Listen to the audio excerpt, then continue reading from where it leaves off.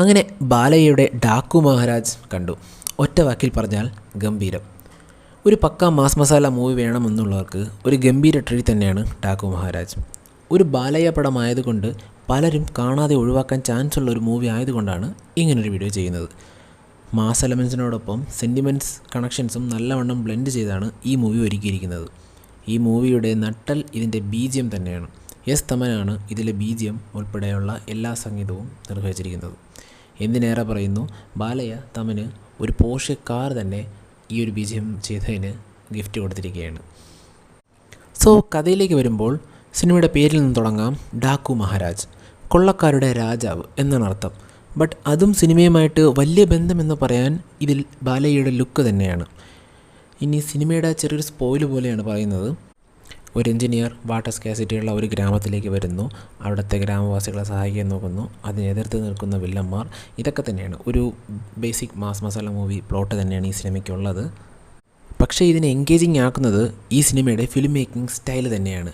തുടക്കത്തിൽ ആ എൻട്രിയും ഇടയ്ക്കുള്ള ആ ഒരു ഇൻ്റർവൽ പഞ്ചും ആ ക്ലൈമാക്സിലെ ആ ഒരു ട്വിസ്റ്റും എല്ലാം നല്ല ഭംഗിയായിട്ട് ചെയ്തിട്ടുണ്ട്. ഇതൊരു ബാലയ്യ പടം തന്നെയാണോ എന്ന് നമ്മൾ അന്തം വിട്ടിരുന്ന് കണ്ടുപോകാൻ ചാൻസ് ഉള്ള ഒരു മൂവിയാണ്. എടുത്തു പറയാൻ ഇതിൻ്റെ സ്റ്റൺസ് ആയിക്കോട്ടെ, സിനിമാറ്റോഗ്രഫി ആയിക്കോട്ടെ, മ്യൂസിക് ആയിക്കോട്ടെ, everything just falls into place.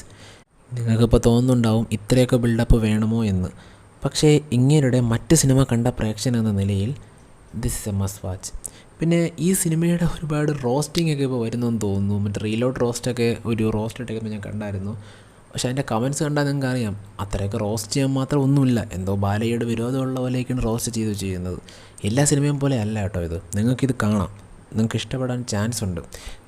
പിന്നെ ഇത് എനിക്ക് വർക്കായി. കാരണം എന്ന് പറഞ്ഞാൽ ഞാൻ ഒരു പ്രതീക്ഷയും കൊടുക്കാതെയാണ് ഈ സിനിമ കണ്ടത്. നിങ്ങളുടെ കാര്യം എനിക്കറിയില്ല. വർക്കായില്ല എന്നുണ്ടെങ്കിൽ എന്നെ ഒന്നും തള്ളയ്ക്കൊന്നും വിളിക്കരുത്. ഓക്കെ.